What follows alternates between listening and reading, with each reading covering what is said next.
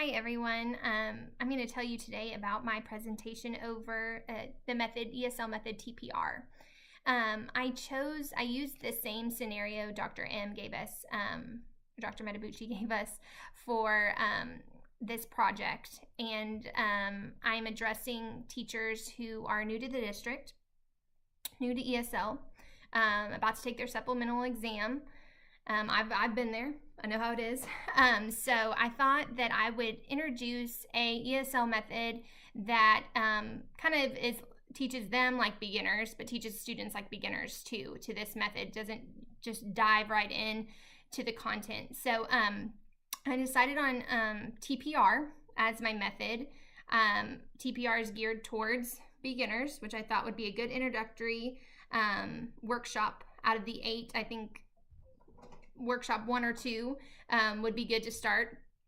I also chose TPR because it's not a lot of prep work, and when you're new and you're learning all these things, you don't want a lot of prep work, and it's fun, and the kids have fun, you can have fun, it's engaging.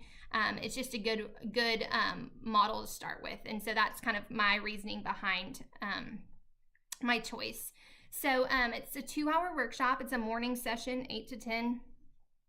The first beginning part is just an introductory to me, telling a little bit about my background and kind of an overview of the day with our schedule. And then I go into the nuts and bolts behind TPR, the history behind it, advantages and disadvantages, the teacher's role, the student's role, kind of how it helps with language acquisition in the classroom with content, vocabulary. So I hit on those things. And then there is an activity, and teachers are paired into partners, and they have a little envelope like this where one person's partner 1 and one person's partner 2, and one gives a command like stand on one foot or put your finger on your nose, and the other one has to act it out. And so there's seven for each partner to command/act out. And then towards the end, it's only 20 minutes I have with partners, but towards the end I thought that they could use a checklist like this, and I have attached it.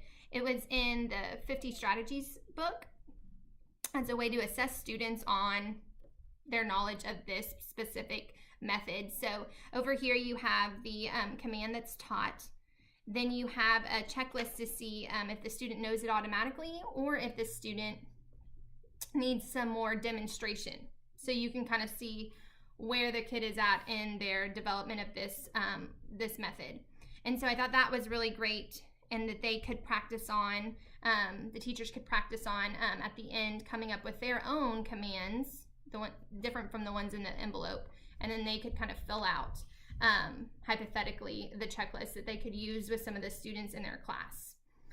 And then towards the end is kind of like an overview of how today went, the new learning, a summary per se, about how everything, new learning, how everything went, new thoughts, any questions that they have.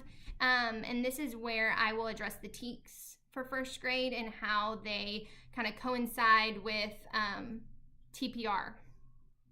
Because in the first grade TEKS, there is a section where students need to know content vocabulary. And so TPR is a great strategy that they can learn content vocabulary and things like that in this method. And so that kind of goes hand in hand with some of the first grade TEKS. And I have those listed on my presentation. And then I have another part right below it where I talk about the proficiency levels, and how this presentation is targeted at students who have a beginner or limited English proficiency.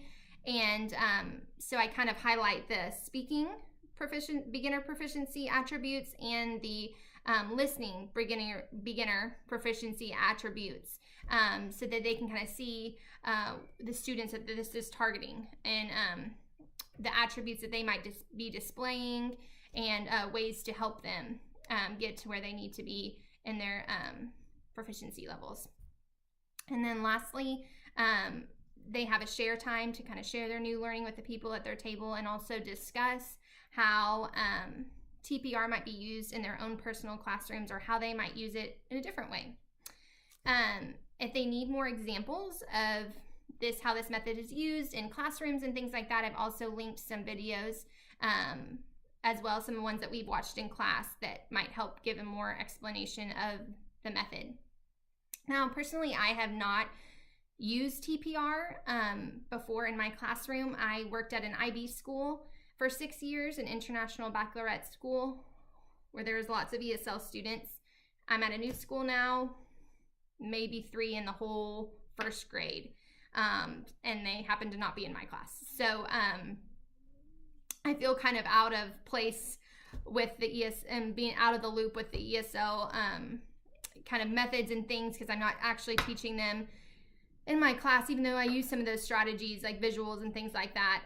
But I just loved learning about TPR and how it just got the kids up and moving, and I think that would be beneficial for these new teachers coming into the district who don't need a lot of prep work and want something fun for their students and that's learning as well. So that's why I chose this, and I hope you enjoy my presentation. Thank you.